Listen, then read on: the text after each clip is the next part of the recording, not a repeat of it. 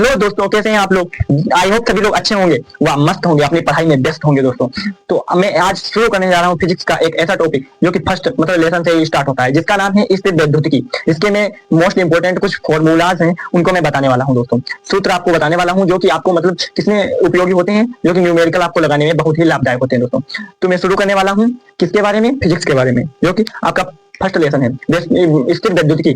अब आपको मैं बताने वाला हूँ स्थिर वैद्युतिकी का मतलब क्या होता है। स्थिर माने स्थिर मतलब रुका हुआ, वैद्युतिकी मतलब आवेश, रुके हुए आवेश का जिसमें अध्ययन किया जाए वही हमारा विद्युत स्थिर वैद्युतिकी कहलाता है दोस्तों। तो आपकी मतलब यहीं से स्टार्ट होता है प्रथम लेसन स्थिर वैद्युतिकी। तो सबसे पहले शुरू होता है एक सूत्र जो कि Q बराबर यानी हर किसी बच्चे ने सुना होगा, जो कि 12th वाला स्टूडेंट होगा। तो Q बराबर यानी सबने सुना होगा। तो इसी से मैं स्टार्ट करता हूँ आगे की ओर। तो शुरू करता हूँ फर्स्ट लेसन से। तो सूत्र क्या है आपका पहला? Q बराबर यानी जिसका नाम है आवेश। जब हम इलेक्ट्रॉन पर आवेश को ढूंढते हैं, यानी इलेक्ट्रॉन पर आवेश को जब निकालते हैं, किसी न्यूमेरिकल में हमको दिया गया होता है इलेक्ट्रॉनों की संख्या, और हमें इलेक्ट्रॉन पर आवेश तो स्वयं पता होता है। जब हमको इलेक्ट्रॉनों की संख्या दी गई हो, हमको आवेश निकालना हो, तो कौन सा सूत्र लगेगा? Q बराबर यानी, जहां n हमारा क्या है, जहां n हमारा इलेक्ट्रॉनों की संख्या है, इलेक्ट्रॉनों की संख्या है, इलेक्ट्रॉनों की क्या है? संख्या है। इलेक्ट्रॉन्स ऑफ नंबर क्या है? n हमारा क्या है? Electrons of number.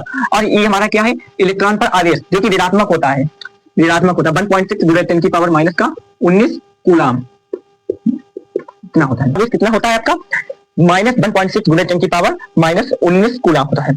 तो अब बात करें प्रोटॉन पर भी यही होता है, केवल प्लस हट जाता है, बस यही मान होता है, इतना ही मतलब प्रोटॉन पर भी आवेश होता है। ठीक, और हमारा प्रोटॉन पे आवेश धनात्मक होता है, इलेक्ट्रॉन पे आवेश ऋणात्मक होता है, तथा न्यूट्रॉन पे आवेश उदासीन होता है, या न्यूट्रॉन पे कोई भी आवेश नहीं होता है दोस्तों। ठीक है, तो बात करने वाले हैं नेक्स्ट सूत्र के बारे में।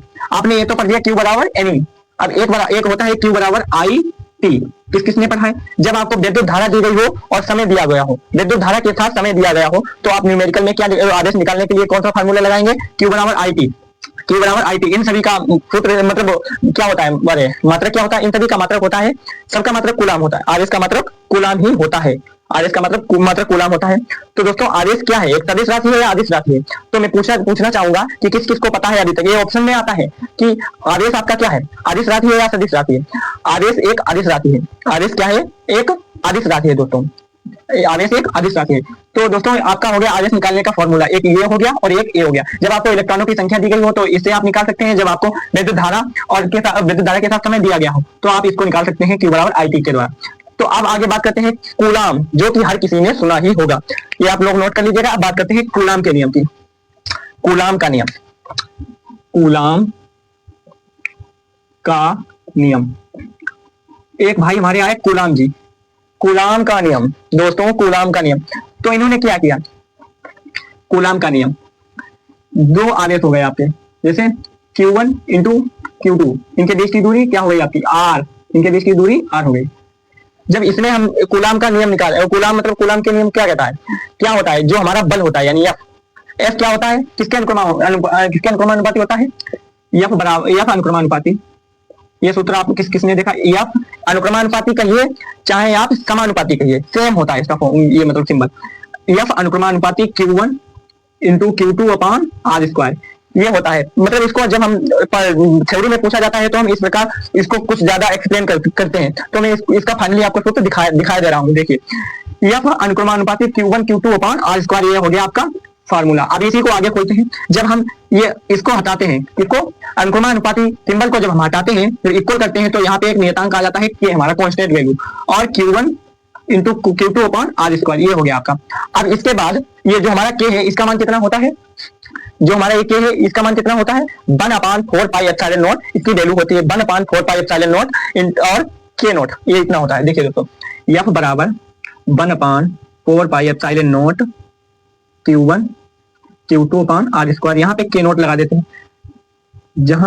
जब क्या हो, जब हमारा माध्यम क्या हो, वायु या निर्वात हो, तब हमारा K नॉट बराबर 1 होता है। तो यहाँ पे ये K को हम नहीं रखते हैं, तो ये हमारा फॉर्मूला होता है फाइनली। तो इसके आगे इसकी वैल्यू कितनी होती है दोस्तों? इसकी वैल्यू कितनी, या इसको और ऐसे लिख सकते हैं 9 इंटू 10 की पावर 9, इसका मान इतना होता है, और Q1 Q2 upon R square, यही हमारा कूलाम का नियम है दोस्तों। यही हमारा क्या है? कूलाम का नियम है। तो फाइनली हमारा कौन सा कूलाम का नियम बन के आ गया? F बराबर 9 × 10 की पावर 9 और Q1 Q1 Q2/R², Q1 Q2/R²।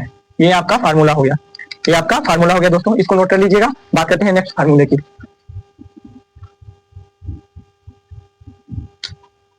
तो नोट हो गया दोस्तों। अब बात करते हैं विद्युत क्षेत्र की तीव्रता के बारे में, जिसको कि हम लिखते हैं E बराबर F/Q, विद्युत क्षेत्र की तीव्रता। नेक्स्ट सूत्र है हमारा विद्युत क्षेत्र की तीव्रता, विद्युत क्षेत्र की तीव्रता, विद्युत क्षेत्र की तीव्रता E बराबर F/Q, या इसको ऐसे भी लिख सकते हैं, या इसका मतलब F बराबर क्या हो जाएगा आपका EQ, F बराबर EQ भी हो जाएगा। ये भी आपका फार्मूला एक निकल के आ जाता है न्यूटन। कूलाम का मात्रक क्या होता है? न्यूटन, जिसमें बल का मात्रक न्यूटन ही होता है दोस्तों, ठीक। या उसको और तरीके से भी बना सकते थे बीमा निकालने के लिए दोस्तों। तो ये हमारा फाइनली क्या हो गया सूत्र, विद्युत क्षेत्र की तीव्रता E बराबर F/Q। इसका वेक्टर रूप ये होगा, क्योंकि ये विद्युत क्षेत्र की तीव्रता भी एक सदिश राशि है, और जो आपका बल है ये भी एक सदिश राशि है। बल एक दिशा में ही लगेगा, और जो आवेश है किसी इसकी कोई दिशा नहीं होती है आवेश की, तो दोस्तों ये एक अदिश राशि है। तो एक अदिश राशि, इसका क्या होता है, मतलब मात्रक क्या होता है? F माने न्यूटन प्रति कूलाम।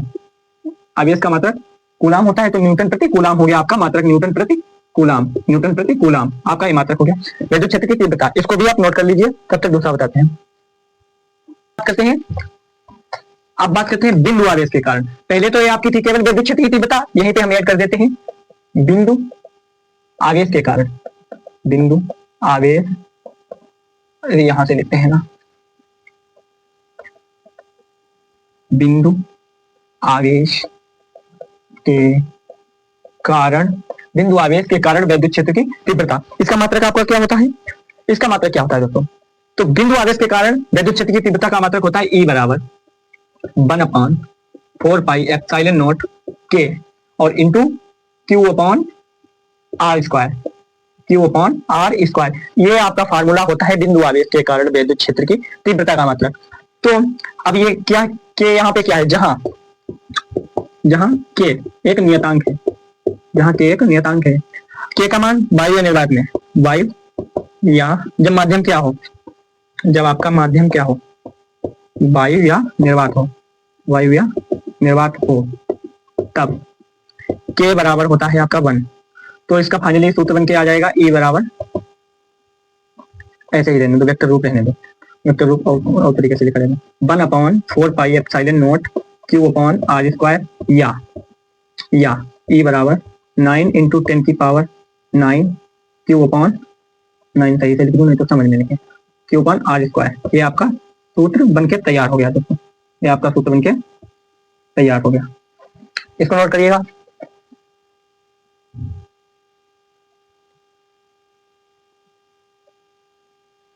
नोट हो गया दोस्तों। अब बात करते हैं अगले नंबर की। अगला सूत्र किस पे आता है आपका, जब आपके एग्जाम्पल में, जब आपके न्यूमेरिकल में कभी घनकोण निकालने को आता है, क्या निकालने को आता है आपका? घनकोण। तो घनकोण का फार्मूला क्या होता है? घनकोण आपका आ गया घनकोण। क्या होता है दोस्तों? डी ओमेगा बराबर DA/R², जहां ये लिख लीजिएगा, ये W क्या है आपका? ओमेगा है, ओमेगा, और ये जो D है आपका ये क्षेत्रफल है, ये आपका क्षेत्रफल को प्रदर्शित करता है, क्षेत्रफल को प्रदर्शित करता है, और ये आपका जो R है ये त्रिज्या को प्रदर्शित करता है, ये त्रिज्या को प्रदर्शित करता है, ये भी आप नोट कर लीजिएगा।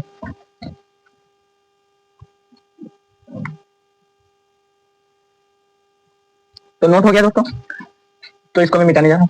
तो यहाँ आपका ये क्या हो गया? डी ओमेगा बराबर, मतलब ये डब्ल्यू जैसा बना है इसको ओमेगा कहते हैं। ए क्या हो गया आपका? यहाँ पे क्षेत्रफल दिया होगा एग्जाम में न्यूमेरिकल में, और आर आपकी मतलब त्रिज्या के रूप में जो त्रिज्या दी गई होगी वो आर होगी, तो यहाँ पे ये फॉर्मूला आपका लग जाएगा। और इसका मतलब मात्रक क्या होता है? ओमेगा का मात्रक आपका क्या होता है? स्टेरेडियन। ओमेगा का मात्रक होता है स्टेरेडियन। ये आपका रेडियन, ये आपका ऑप्शन में भी पूछ सकता है, ये आपका ऑप्शन में भी पूछ सकता है, जो कि आपके 4 या 6 क्वेश्चन आते हैं ऑप्शन वाले, ठीक। तो ये आपको ये इसको मतलब मिटा दे रहे हैं आपका, ये आपने नोट कर लिया होगा। तो अब बात करते हैं विद्युत फ्लक्स के बारे में।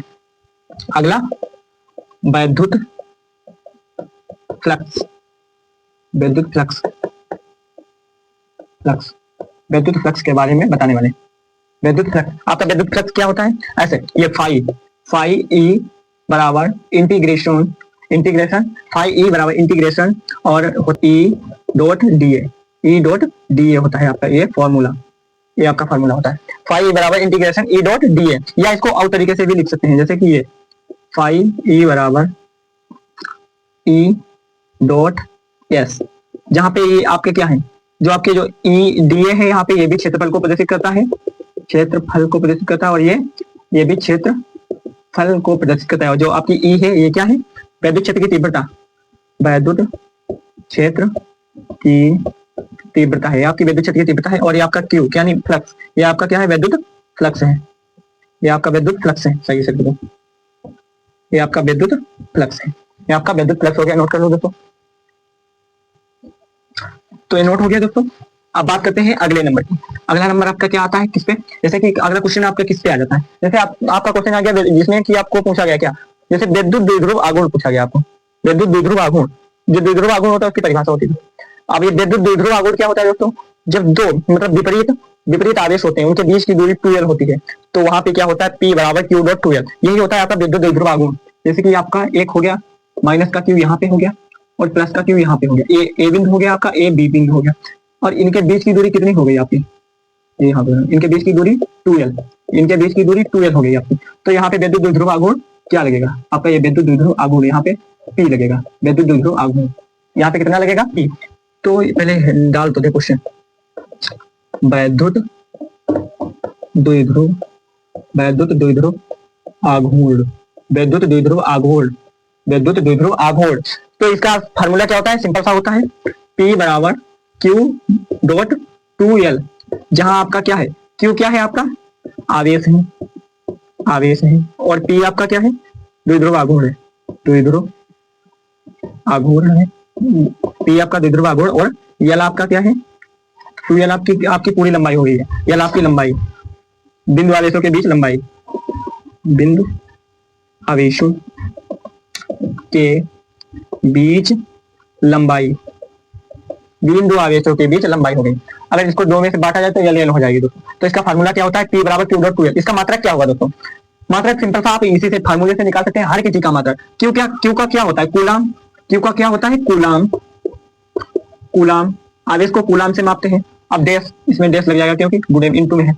अब लंबाई किसमें मापते हैं, मीटर में, coulomb dash metre, coulomb dash metre, ये आपका हो गया मात्रक, इसको नोट करिए। तो नोट हो गया दोस्तों।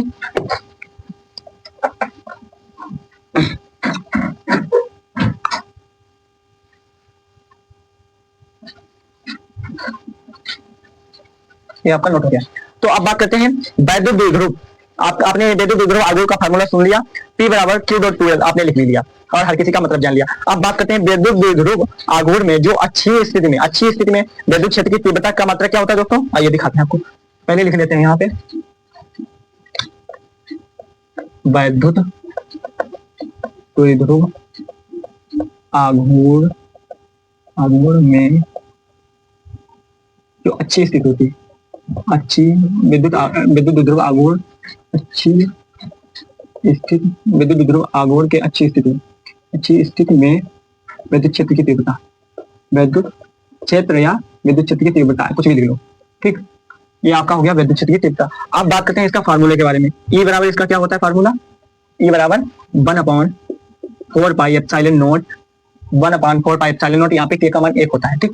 अब क्या होता है यहाँ पे 2, अब इसमें आघूर्ण क्या हो जाता है आपका, डबल हो जाता है जब अच्छी स्थिति होगी। ये आपका एक मतलब ये है आपकी एक क्या कहते हैं, डेरिवेशन है आपका एक, इसको लगाते हैं, मतलब मैं सीधे डायरेक्ट आपको सूत्र बता रहा हूँ, 2p/r⁻³ r³ होता है, इसका फार्मूला होता है 2p/r³, इसका फार्मूला होता है दोस्तों 2p/r³, इसका फार्मूला होता है 2p/r³। ये देख लीजिए, इसको नोट कर लीजिए। यहाँ पे P आपका क्या है, P आपका वैद्युत द्विध्रुव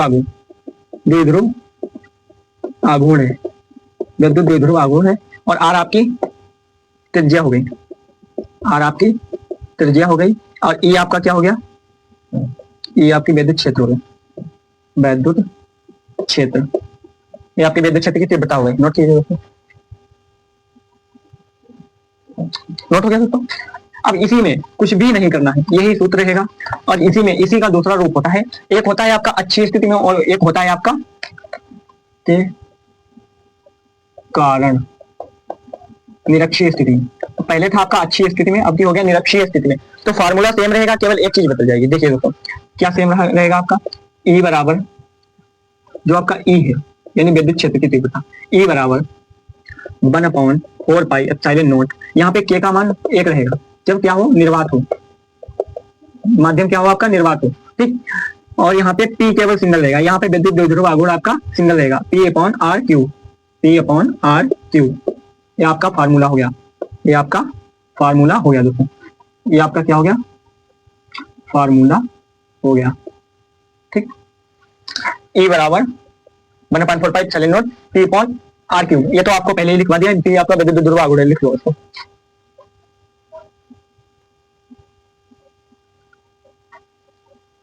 लिख लिया दोस्तों। इसका मात्रा क्या होता है, विद्युत क्षेत्र की तीव्रता का मात्रा क्या था, ये E बराबर F/Q से निकाल सकते हैं हम इसको, F से न्यूटन हो गया और F/Q यानी न्यूटन प्रति कूलम। इसका मात्रा क्या हो गया आपका, न्यूटन प्रति कूलम। इसको कोई रखने की आवश्यकता नहीं, मात्रक आपको किसी के याद करने की जरूरत नहीं। आप सूत्र आपको याद आता है तो मात्रक आप स्वयं ही निकाल सकते हैं और बीमा भी साथ में निकाल सकते हैं। बीमा आपकी जरूर आती है 101%। एक क्लास में एक दिन बीमा भी बता दूंगा मैं।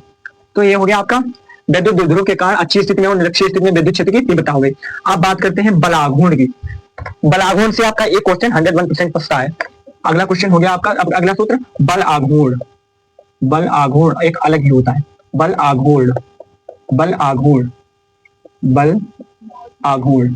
आपका ये बल आघूर्ण, बल आघूर्ण को कैसे प्रेजेंट करते हैं, टाउ से। इसका चिन्ह सिंबल कुछ ऐसे होता है, टाउ, टाउ नहीं बन रहा है, टाउ, ये होता है बल आघूर्ण, बल आघूर्ण। ये आपका हो गया बल आघूर्ण। बल आघूर्ण बराबर क्या होता है, P/E sin थीटा। बल आघूर्ण आपका क्या होता है, P/E sin theta, P sin theta, आपका P sin थीटा होता है, ठीक है। बल आघूर्ण आपका क्या होता है, P sin थीटा होता है। आपका बल आघूर्ण होता है P।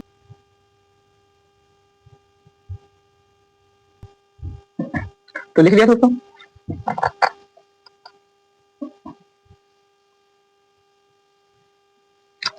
अब बात करने वाले हैं नेक्स्ट, ये देखिए आप, वैद्युत द्विध्रुव को घुमाने, ये सूत्र, यह सवाल आपका आता है, घुमाने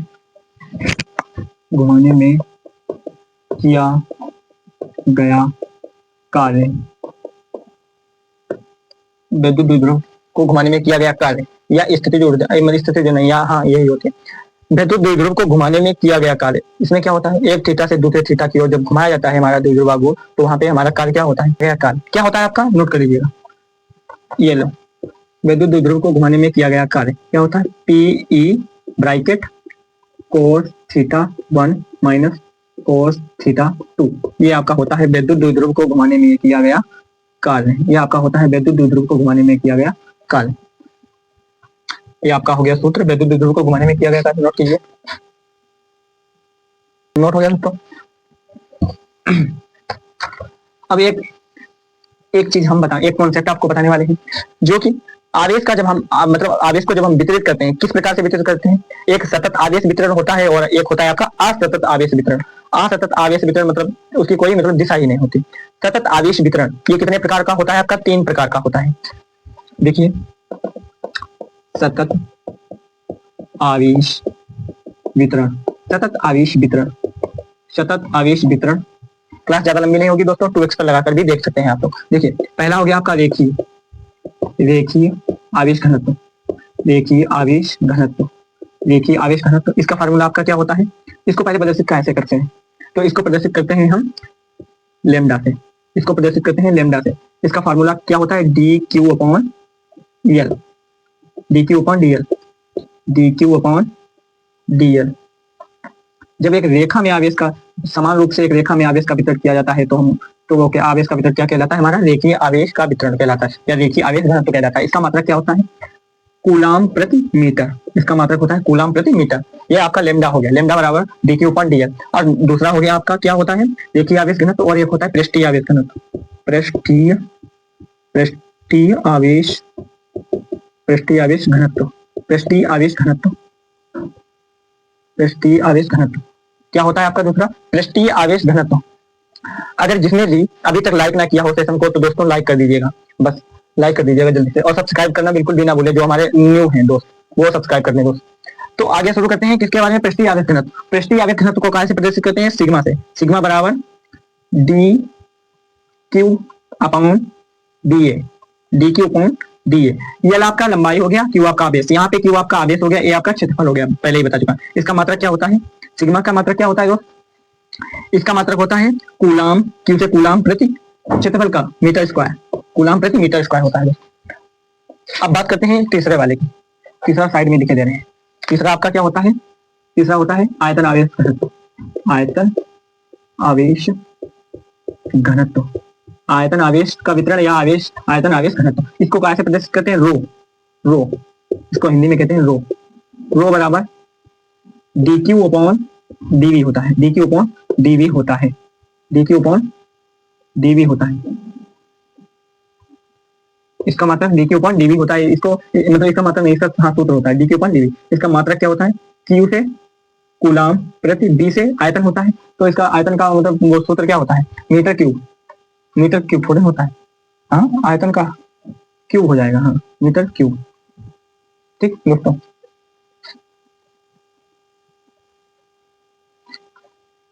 तो दोस्तों नोट कर लिया आपने। अब बात करने वाले हैं एक बहुत ही महत्वपूर्ण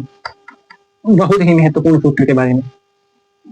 अब बात करने वाले हैं बहुत ही महत्वपूर्ण सूत्र के बारे में फिजिक्स में, जो कि बहुत रोल प्ले करता है इसी पे। जो लेमडा आपका था पहले, लेमडा के बारे में, जो लेमडा से संबंधित सूत्र है आपका विद्युत क्षेत्र के कारण विद्युत क्षेत्र आपका क्या होता है, ई बराबर 1 upon 2 pi epsilon naught lambda upon R, lambda upon R. यही आपका क्या होता है, फार्मूला होता है फाइनली वाला। ये आपका फार्मूला हो गया। इसकी अनंत आकार की लंबाई के एक समान आवेश सीधे तार के कारण विद्युत क्षेत्र की तीव्रता का मात्रक आपका क्या होता है, ई बराबर 1/2 pi epsilon naught lambda upon R, R यहाँ पे सिंगल रहेगा।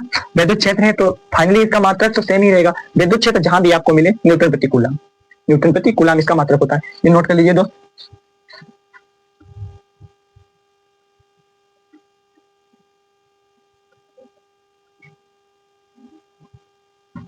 तो हम अपनी क्लास को एंड करते हैं दोस्तों, बस तब तक के लिए धन्यवाद, लाइक कर दीजिए।